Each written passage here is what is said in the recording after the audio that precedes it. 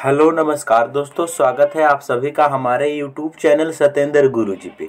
दोस्तों, इस वीडियो में आपको बताएंगे रीजनिंग के 15 अति महत्वपूर्ण प्रश्न के बारे में, इसीलिए आप लोग वीडियो के अंत तक जरूर बने रहिएगा। इस वीडियो में आपको किस तरीके के प्रश्न के बारे में बताएंगे दोस्तों, जैसे कि प्रश्न हम लोग के सामने दिया गया है, 3 के विपरीत संख्या ज्ञात करें। यहाँ पर डाइस से रिलेटेड है, इसमें जो 3 बिंदु दी गई है ना, इसके विपरीत बताना है कि कौन सा ऑप्शन सही होगा, जिसके लिए 4 ऑप्शन दी गई है। और भी प्रश्न है, विषम ज्ञात कीजिए। हमारे पास 4 ऑप्शन है, जैसे उल्लू है, तोता है, यहाँ पर चील है, यहाँ पर बाज है। ये चारों में कौन सा अलग होगा यही बताना है, ठीक है। और ये पार्ट नंबर हम लोगों का 76 है दोस्तों। जिसने पार्ट नंबर 75 तक नहीं देखे हैं तो इस चैनल के वीडियो सेक्शन में जाकर जरूर देख लीजिए, या फिर कमेंट सेक्शन या फिर प्लेलिस्ट बना हुआ है, उसको जाकर पूरा जरूर देखिएगा, ठीक है। तो आइए दोस्तों, देखते हैं पहले नंबर प्रश्न से। क्वेश्चन है, पहला नंबर क्वेश्चन क्या कहता है, कह रहा है, ध्यान से देखेंगे, सादृश्यता पूर्ण कीजिए। जिस प्रकार 3 का रिलेशन 11 के साथ में है, वही रिलेशन 7 का खाली स्थान के साथ में है, ठीक है ना। यहाँ पर 4 ऑप्शन दी गई है, इन चारों ऑप्शन में से कौन सा ऑप्शन खाली स्थान के स्थान पर आएगा मेरे प्यारे साथियों। तो आप लोग वीडियो को रोक लीजिए और अपने से ट्राई कीजिए, और जरूर कमेंट करके बताइएगा कि आपने कितना प्रश्न सही कर पाए हैं। चलिए हम बताते हैं। सबसे पहले इसे जूम करके लिखते हैं मेरे दोस्त। यहाँ देखेंगे ध्यान से, यहाँ पर 3 है, 3 से क्या बनाया गया है, 11 बनाया गया है। उसी प्रकार मेरे दोस्त 7 से यहाँ पर क्वेश्चन मार्क यानी कि खाली स्थान निकालना है। चलेंगे तो यहाँ पर लॉजिक क्या है, इसको देखेंगे। सबसे पहले देखेंगे कि 3 से 11 कैसे बना है। अगर मेरे प्यारे साथियों इस 3 का हम स्क्वायर कर दें, 3 का स्क्वायर कर देंगे तो 9 हो जाएगा, अब प्लस 2 कर देंगे तो 11 बन जाएगा। हाँ, बिल्कुल बन जाएगा।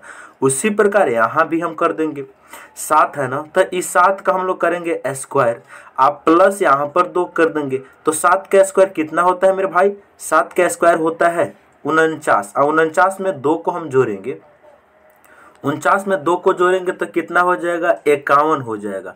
तो इस क्वेश्चन मार्क के स्थान पर क्या आएगा, 51, और 51 को ऑप्शन नंबर 4 में रखा गया है, इसीलिए इस क्वेश्चन का राइट आंसर ऑप्शन 4 हो जाएगा, ठीक है। तो मैं उम्मीद करता हूं दोस्तों ये क्वेश्चन भी आपको समझ में आ गया होगा। अच्छा, जिस भाई ने वीडियो को अगर लाइक नहीं किए हैं, वीडियो को लाइक करेंगे और अपने दोस्तों के पास जरूर शेयर करेंगे।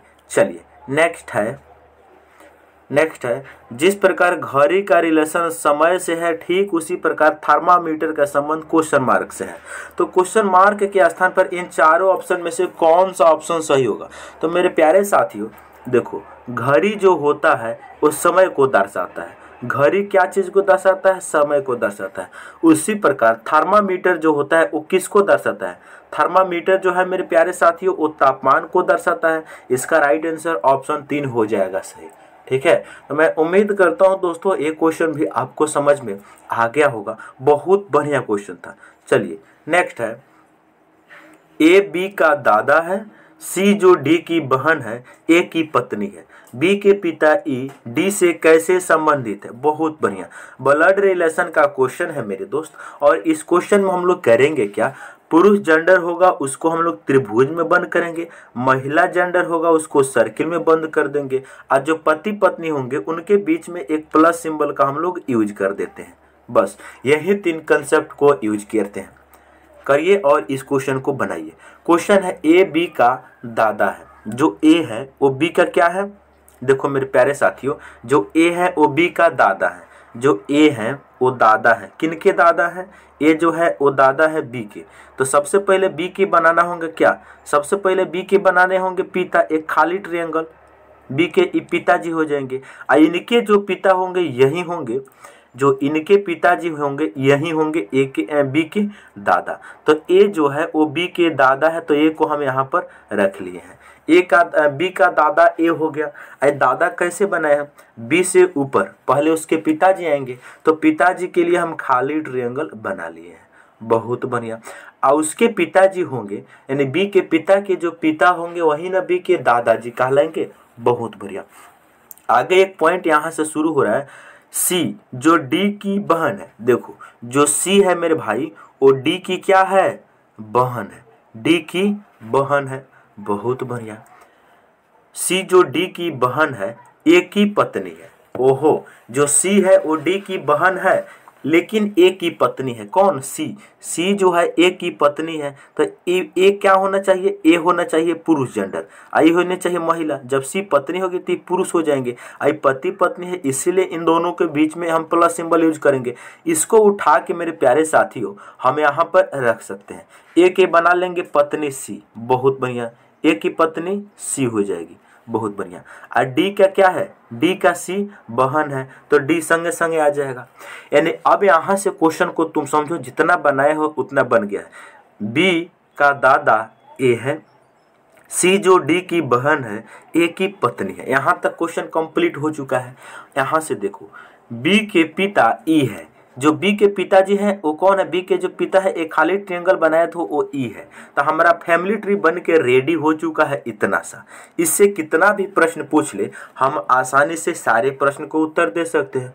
हम लोगों से क्वेश्चन पूछा गया है, ई क्वेश्चन पूछा गया है बी के पिता ई डी से कैसे संबंधित है। देखो जो ई है वो डी का कौन है, यही हम लोगों को बताना है।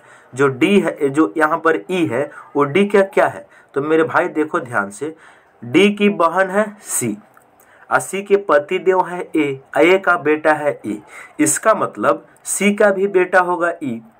जब ए का बेटा ई है तो सी ए की पत्नी है, तो सी का भी बेटा होगा ई। बहुत बढ़िया। तो ये डी से क्या रिलेशन है, डी का बहन सी का बेटा है ई। तो इसका राइट आंसर हो जाएगा ऑप्शन नंबर 3 सही, नेफ्यू। यहाँ पर अंग्रेजी वर्ड यूज कर दिया है। नेफ्यू मतलब होता है मेरे भाई भांजा, भांजा यानी बहन का बेटा है, बहन का बेटा भांजा, भगिना बोला जाता है। तो इसका राइट आंसर हो जाएगा नेफ्यू, ऑप्शन नंबर 3 इस क्वेश्चन का आंसर हो जाएगा। ठीक है, तो मैं उम्मीद करता हूं दोस्तों एक क्वेश्चन भी आपको समझ में आ गया होगा। बढ़ते हैं अगले प्रश्न की तरफ। अगला प्रश्न काफी इंपॉर्टेंट और मजेदार, कह रहा है 3 के विपरीत संख्या ज्ञात करें।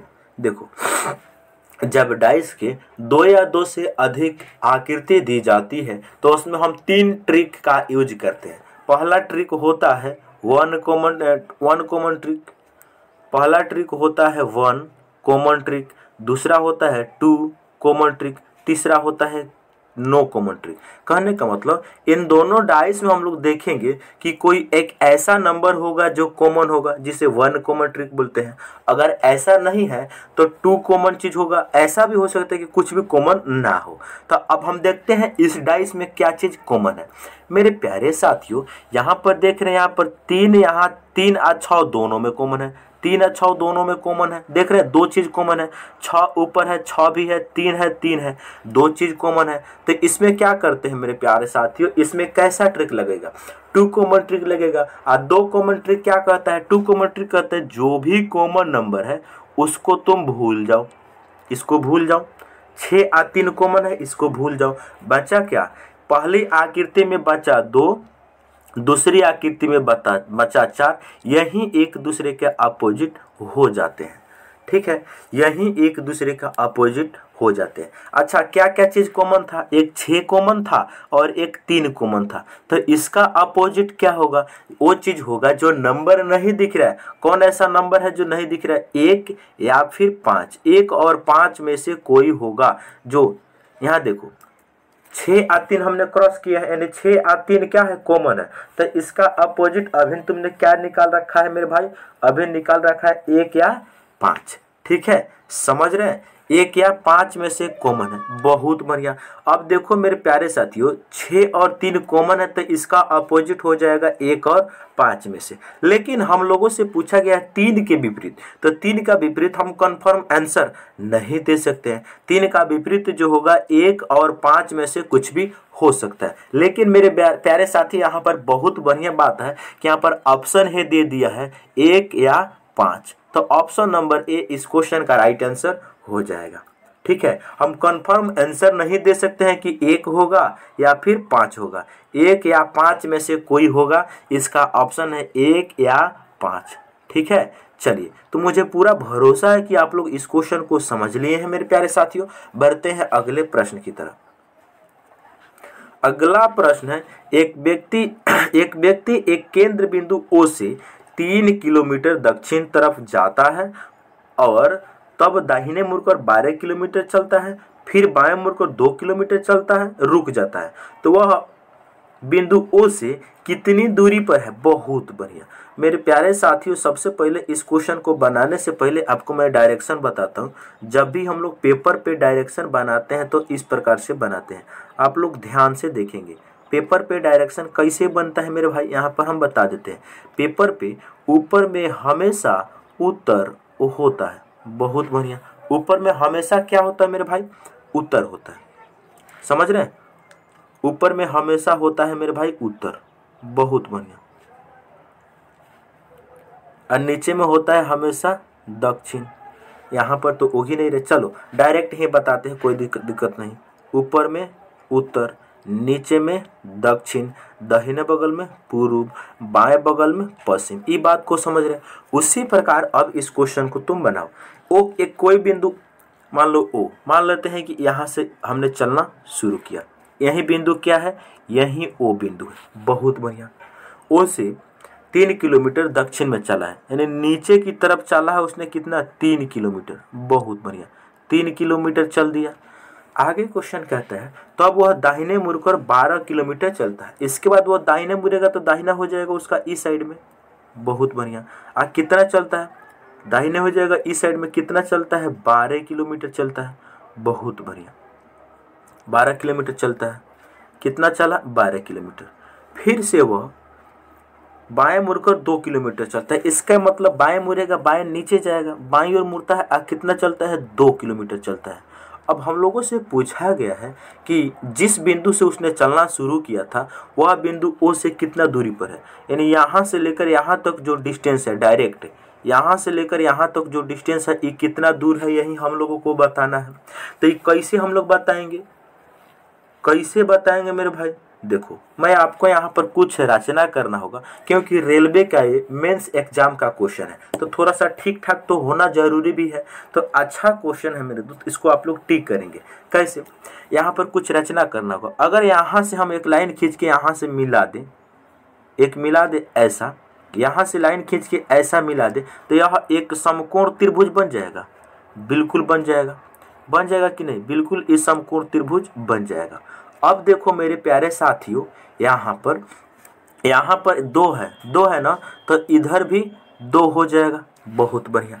अच्छा, ये वाला ऊपर क्या है? 12 है, तो ये नीचे भी 12 हो जाएगा। अब देखो 2 और 3 को जोड़ देंगे तो यहाँ से लेकर यहाँ तक जो दूरी है वो हमें मिल जाएगा। तो 3 और 2 कितना? ये हो गया 5। तो ये हमारा एक समकोण त्रिभुज बन गया। जिस समकोण त्रिभुज में हमें क्या क्या मिला है? जिसमें लंब मिल गया 5, आधार मिल गया 12, तो हाइपोटेनस हम नहीं निकाल सकते हैं। हाइपोटेनस का फॉर्मूला क्या होता है? H बराबर √p² प्लस b²। समझ रहे? जिसे पाइथागोरस प्रमेय बोला जाता है, यानी कर्ण का स्क्वायर बराबर लंब का स्क्वायर प्लस आधार का स्क्वायर हो जाएगा। तो यहाँ पर 12 का स्क्वायर प्लस 5 का स्क्वायर करके जब तुम सॉल्व करोगे तो हाइपोटेनस के वैल्यू H बराबर कितना आएगा जानते हैं? H बराबर आ जाएगा मेरे बाबू 13 सेंटीमीटर। और 13 सेंटीमीटर किलोमीटर ऑप्शन नंबर 1 में दिया गया है। क्योंकि स्पेस की थोड़ा कमी थी, इसीलिए हमने यहाँ पर डायरेक्ट लिख दिए।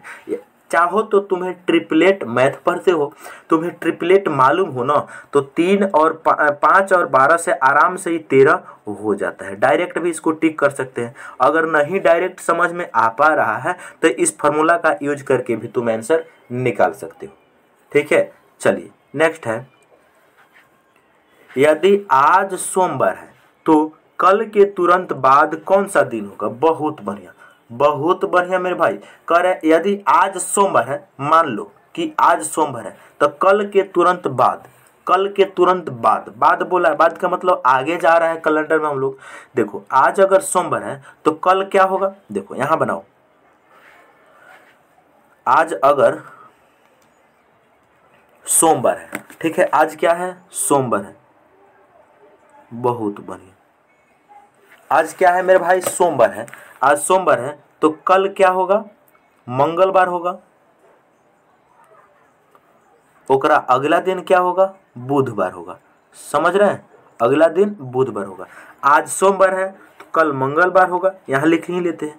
आज क्या है, सोमवार, तो कल क्या होगा, मंगलवार। लेकिन कल के तुरंत बाद पूछा है, तो कल के तुरंत बाद कौन सा है मेरे भाई, देखो ध्यान से, यहाँ देखो कल कौन सा है, कल के तुरंत बाद कौन सा है, बुधवार। तो इस क्वेश्चन का राइट आंसर ऑप्शन नंबर 1 हो जाएगा सही। ठीक है, तो मैं उम्मीद करता हूं दोस्तों ये क्वेश्चन भी आपको समझ में आ गया होगा। बढ़ते हैं अगले प्रश्न की तरफ। अगला क्वेश्चन है, श्रृंखला में लुप्त अंक का पता लगाए। श्रृंखला में लुप्त अंक का पता लगाए। यहाँ पर जो सीरीज दी गई है, यहाँ पर जो क्वेश्चन मार्क है ना, इनके जगह पे कौन सा नंबर आएगा, इसके लिए 4 ऑप्शन दिया गया है। तो देखेंगे कि सबसे पहले यहाँ पर 4 है, इसके बाद में क्या है, 4 के बाद में है 10। समझ रहे हैं, 4 के बाद में क्या है, 10 है। 10 के बाद में क्या है, 22 है। इस 22 के बाद में क्या है, क्वेश्चन मार्क है। बहुत बढ़िया, 22 के बाद क्वेश्चन मार्क है। आई क्वेश्चन मार्क के बाद में क्या है, 94 है। तो यहाँ पर हम लोग देखेंगे कि यहाँ पर 4 से 10 कैसे बन सकता है। देखो, अगर हम 4 को गुना करें 2 से, आप प्लस 2 जोड़ दें, तो 4 दूनी 8 और 2 10 बन जाएगा। बहुत बढ़िया। उसी प्रकार 10 से 22 बनाने के लिए अगर हम इनको गुना करें 2 से, 10 दूनी 20, अब 20 में हम 2 को जोड़ देंगे तो कितना बनेगा, कितना बनेगा मेरे भाई, 10 दूनी 20, 20 दो 22 बनेगा। यहाँ पर उसी प्रकार मेरे भाई 22 से क्वेश्चन मार्क बनाने के लिए जब यहाँ पे लॉजिक चला है गुना 2 प्लस 2 करने के बाद अगला नंबर मिल जा रहा है, तो 22 गुना 2 अब प्लस 2, 22 गुना 2 44, 44 2 कितना हो जाएगा, 46 हो जाएगा। जब ऐसा बात है तो इस 46 को भी 2 से गुना करने पर और प्लस 2 करने के बाद 94 आना चाहिए। तो 46 गुना 2 कितना, 92, 92 में 2 को जोड़ दिए तो यहाँ पर बिल्कुल 94 मिल गया। तो इस क्वेश्चन का राइट आंसर बिल्कुल सेटिस्फाइड हो चुका है कि 46 ही होगा। 46 कौन सा ऑप्शन में दिया है भाई, ऑप्शन नंबर 1 में दिया है। इस क्वेश्चन का राइट आंसर ऑप्शन 1 हो जाएगा सही। ठीक है, तो मैं उम्मीद करता हूं दोस्तों ये क्वेश्चन भी आपको समझ में आ चुका होगा। बढ़ते हैं नेक्स्ट क्वेश्चन की तरफ।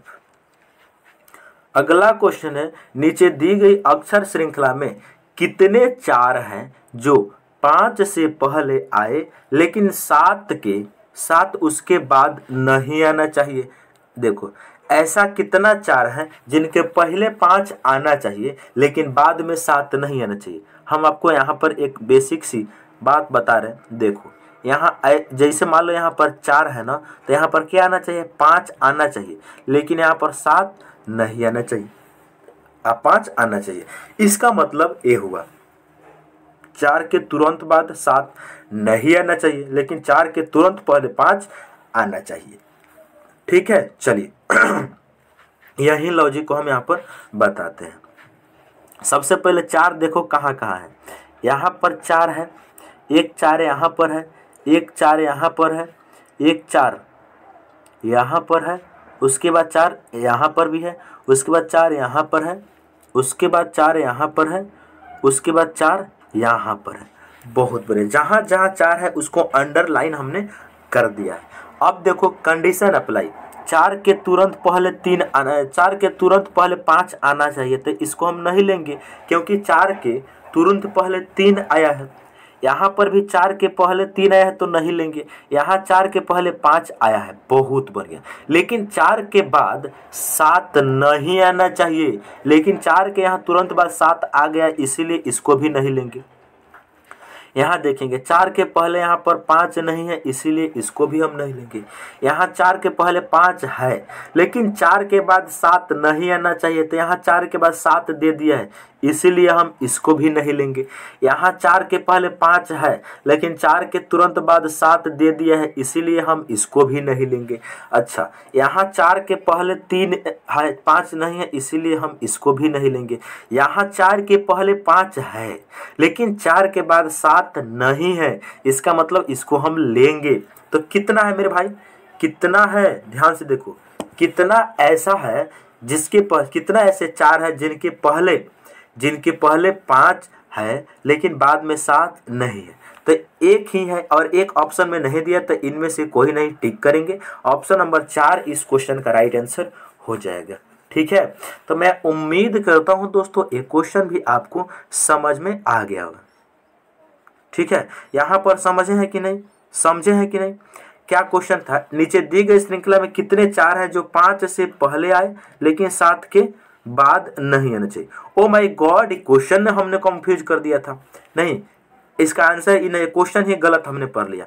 4 के तुरंत पहले 5 नहीं, 5 के तुरंत पहले 4 आना चाहिए। ओहो, क्वेश्चन समझो, क्वेश्चन हमने क्या समझ लिया कि 4 के तुरंत पहले 5 आना चाहिए, ऐसा बात नहीं है। यहाँ पर बोला है कितने 4 हैं जो 5 से पहले आए, 5 से पहले आए लेकिन 7 उसके बाद नहीं आना चाहिए, 5 से पहले आना चाहिए। समझिए, ऐसे कितने 4 हैं जो 5 से पहले आए। देखो समझो, यहाँ पर 4 है, ऐसे कितने 4 है जो 5 से तुरंत पहले आए लेकिन 7 उसके बाद नहीं आना चाहिए, यानी 5 के जो बाद है वो 7 नहीं आना चाहिए। ये बात होगा मेरे भाई, समझिए। लेकिन उसके बाद में 7 नहीं आना चाहिए। अब देखो, जहां जहां 4 है उसको टिक करेंगे हम। टिक कर लिए, 5 से पहले 4 आना चाहिए तो 5 को टिक करो मेरे भाई।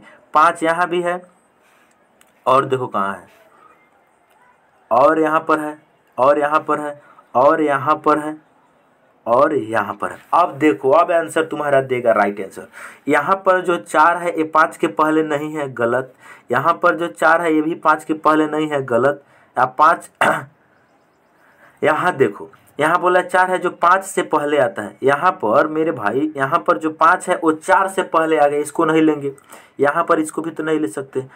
यहाँ देखो, यहाँ पर देखो 4 है, यहाँ पर 4 है लेकिन उसके पहले 5 आना चाहिए।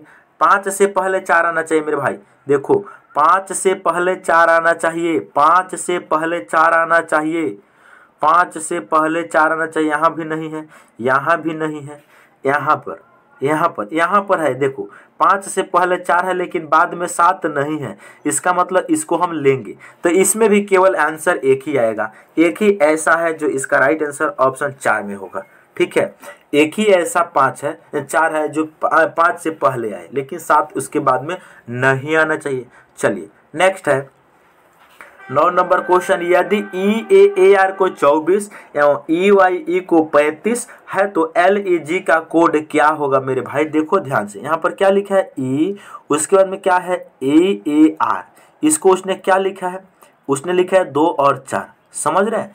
यहाँ पर उसके बाद में है EY, उसके बाद E, इसको उसने क्या लिखा है? 35 लिखा है। और हम लोगों से फाइनली पूछा गया है LEG लेग का कोड क्या होगा? बहुत बढ़िया, बहुत बढ़िया मेरे प्यारे साथियों। यहाँ पर क्या लॉजिक है, सबसे पहले देखेंगे कि इसके प्लेस वैल्यू को गुना भाग या जोड़ने के बाद 24 आ पा रहा है कि नहीं।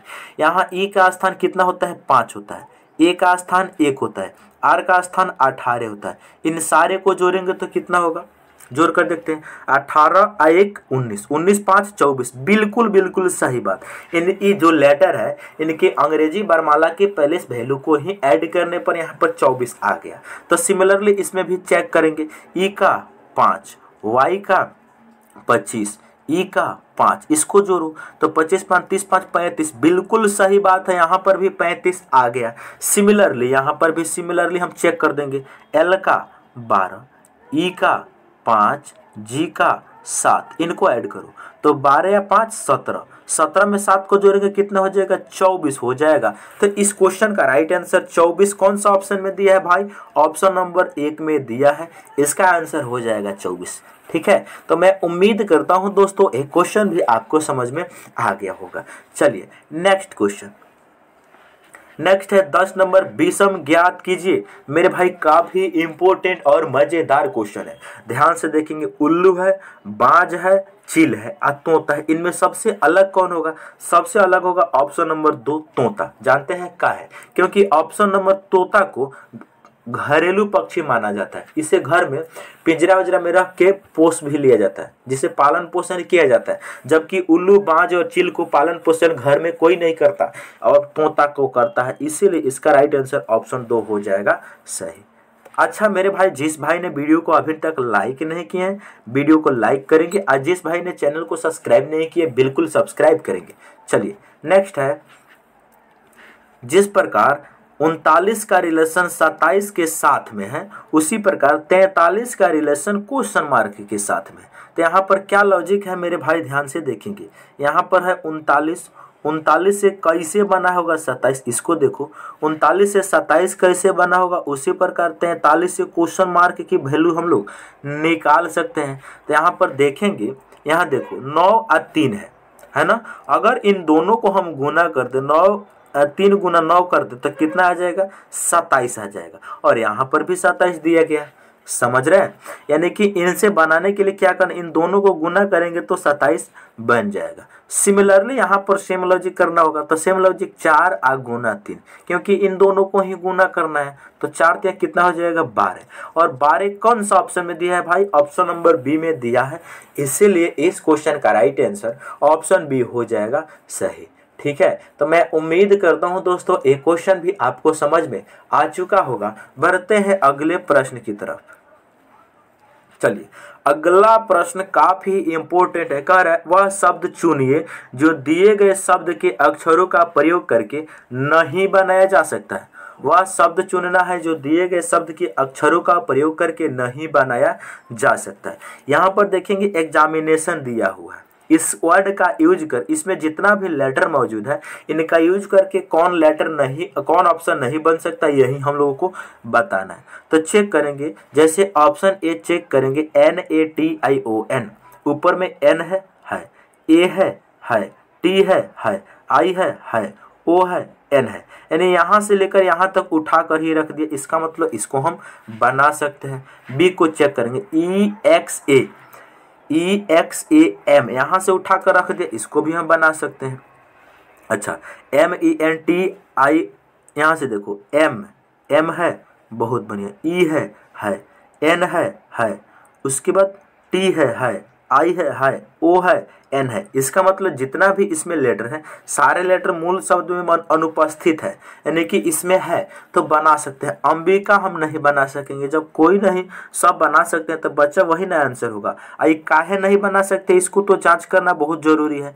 ऊपर में AMB है, ऊपर में A है, M है। ओहो, मूल शब्द में इसमें कहीं भी बी लेटर का यूज नहीं हुआ है, जबकि ऑप्शन नंबर डी में बी लेटर का यूज कर दिया, इसीलिए ऑप्शन डी नहीं बन सकता मेरे प्यारे साथियों। ठीक है, तो मैं उम्मीद करता हूं दोस्तों ये क्वेश्चन भी आपको समझ में आ चुका होगा। बढ़ते हैं अगले प्रश्न की तरफ।